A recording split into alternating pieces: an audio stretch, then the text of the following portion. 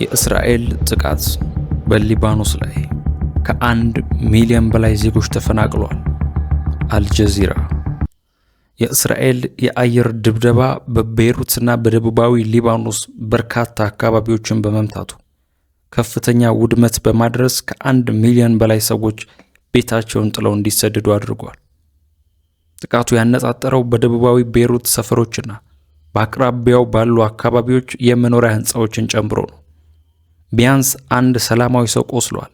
እስራኤል ጥቃቱ ያነጣጠረው በሄዝቦላ ተዋጊዎች ላይ መሆኑን ትናገራለች። ጦርነቱ ከተጀመረ ጊዜ አንስቶ ሴቶችና ሕፃናት ጨምሮ ወደ 900 የሚጠጉ ሰዎች ሲገደሉ ከ2000 በላይ ቆስለዋል።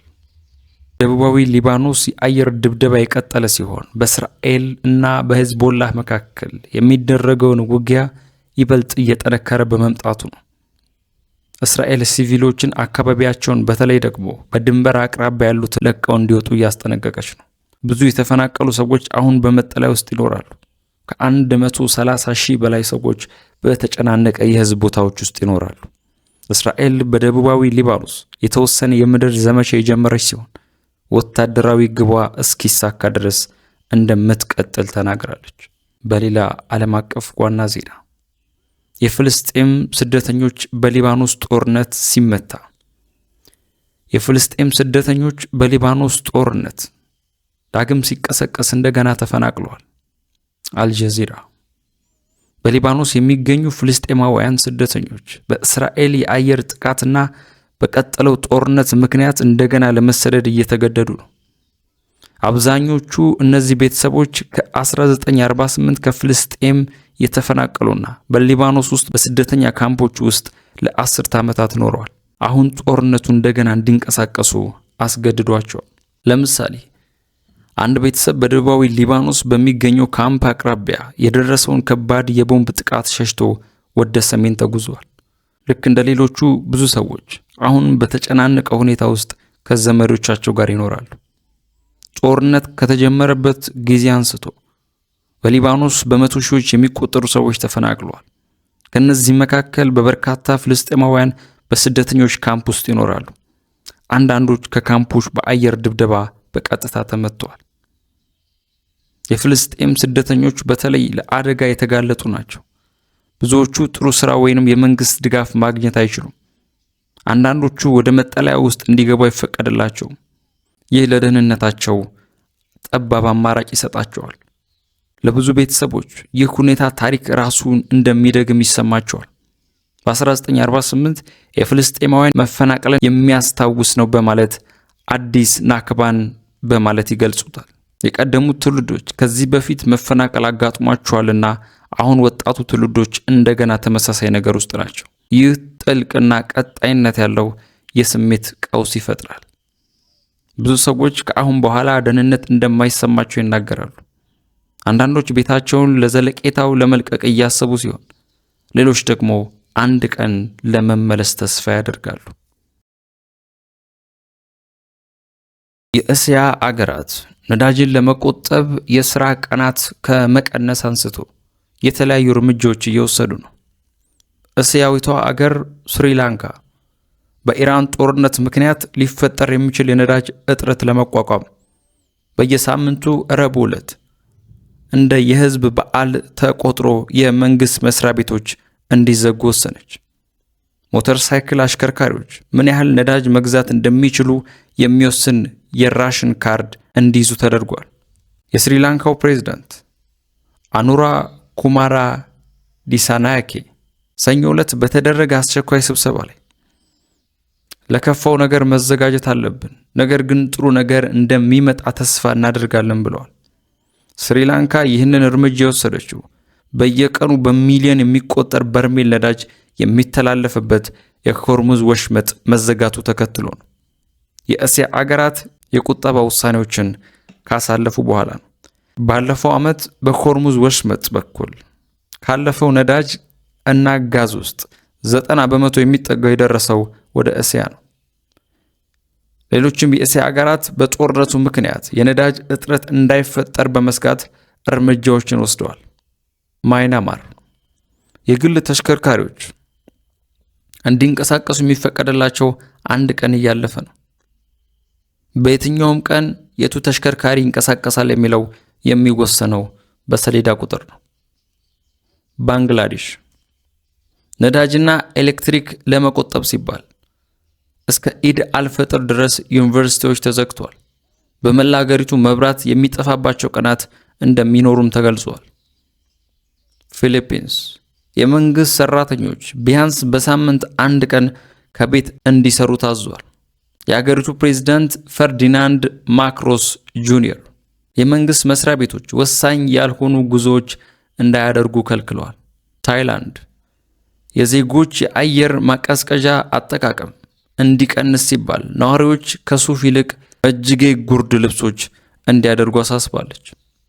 ቪየትናም ነዳጅ መቆጠብ እንዲቻል ዜጎች ይበልጥ ቤታቸው መዋል እንዲያዘወትሩ በአጽንኦት አሳስባለች። ህዝቡ አስፈላጊ ሲሆን የግል መኪና መጠቀም እንዲገደብ እንዲሁም ሳይክል እንዲነዱ፣ ጋሪ እንዲጠቀሙ እንዲሁም በህዝብ ትራንስፖርት እንዲገለገሉ ጥሪ ቀርቧል። ፕሬዝዳንት ትራምፕ በሆርሙዝ ሰርጥ ጉዳይ ለማገዝ ጉጉት አልታየባቸውም ያሏቸው አገራት ወቀሱ። የአሜሪካው ፕሬዝዳንት ዶናልድ ትራምፕ በኢራን በተዘጋው የሆርሙዝ ሰርጥ በኩል የሚያልፈው ነዳጅ ለማጀብ የጦር መርከቦችን እንዲልኩ ያቀረቡት ጥያቄ ውድቅ ያደረጉ ምዕራባውያን አጋሮቻቸው በምስጋና ቢስነት ወቀሱ።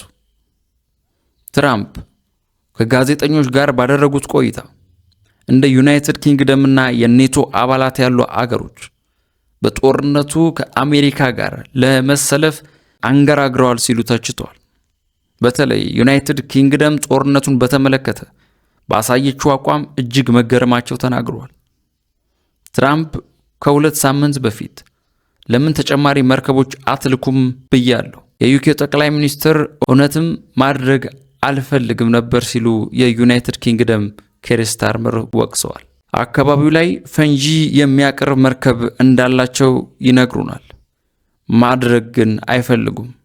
ይሄ መጥፎ ነው ያሉት ፕሬዝደንቱ በዩናይትድ ኪንግደም ደስተኛ አይደለሁም ሲሉ ተደምጠዋል።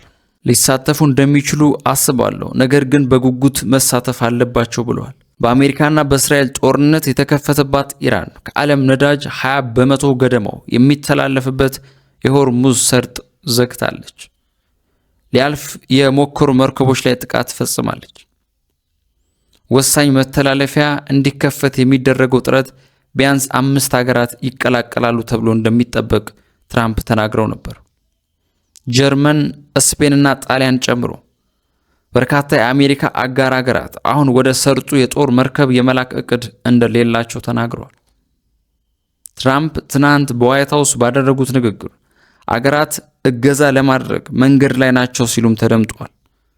የትኞቹ አገራት ድጋፍ እንደሚያደርጉ ባይጠቅሱም በቅርቡ በውጭ ጉዳይ ሚኒስቴር በኩል ይገለጻል ብለዋል። የተወሰኑ አገራት እገዛ ለማድረግ ጉጉት አላቸው፣ የተወሰኑት ደግሞ የላቸውም ሲሉ ተናግሯል።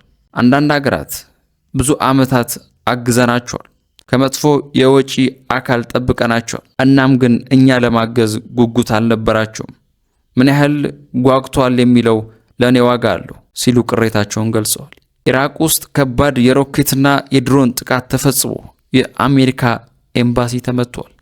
በኢራቅ ዋና ከተማ ባግዳድ የሚገኘው የአሜሪካ ኤምባሲ ሮኬቶችና 5 ድሮኖች እንደተወነጨፉባት ገልጸዋል። የኢራን ጦርነት ከተጀመረ ጊዜ አንስቶ ኢራቅ ላይ ከተፈጸሙ ጥቃቶች ከባዱ ነው የተባለው ሮኬትና ድሮን የተወነጨፈው በባግዳድ ከተማ ዙሪያ ካሉ አካባቢዎች እንደሆነ የዜና ወኪል ሮይተርስ ዘግቧል።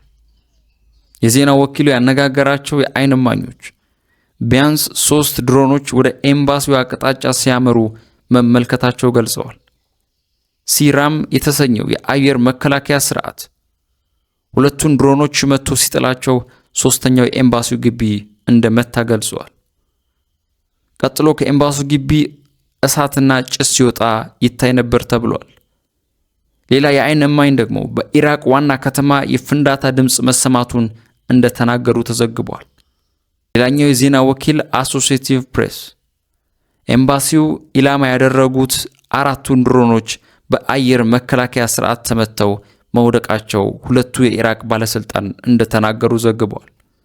ይሁን እንጂ ድሮኖቹ ሲመቱ የነበረው ስብርባሪ ኤምባሲውን እንደመታው ገልጿል። በሌላ በኩል ባግዳድ ውስጥ በሚገኘው አልጃድሪያ አካባቢ ውስጥ የሚገኘውና ከፍተኛ የጥቃት መከላከያ ተደረገለት ፕሬዝዳንታዊ ግቢ ውስጥ ያለ ቤት ኢላማ ያደረገ የአየር ጥቃት እንደተፈጸመ የኤፒ ዘገባ ያመላክታል። የመንግስት ህንፃዎችና የውጭ ኤምባሲዎች በሚገኙበት የባግዳድ ግሪን ዞን አካባቢ በተፈጸመው የድሮን ጥቃት በእሳት የተያዘው ቅንጡ ሆቴል እንደሆነ ተነግሯል። ጥቃቱ ማን እንደፈጸመው እንደማይታወቅ ዘገባው አክሏል። ሮይተርስ በበኩሉ በኢራን የሚደገፉ ታጣቂ ቡድኖች ኢራቅ ውስጥ የሚገኙ የአሜሪካ ይዞታዎች ላይ ጥቃት እየፈጸሙ መሆኑ ገልጿል። ከኢራን ጋር ግንኙነት ያለው ሄዝቦላ ከፍተኛ ወታደራዊ አዛዡና ቃል አቀባዩ መገደላቸው አስታውቋል። ሌላኛው ታጣቂ ቡድን ፖፑላር ሞቢላይዜሽን ፎርስስ ደግሞ ከሶሪያ አቅራቢያ በምትገኘው የኢራን አልቃኢም ከተማ በተፈጸመው የአየር ጥቃት 8 ተዋጊዎች መገደሉን ገልጿል።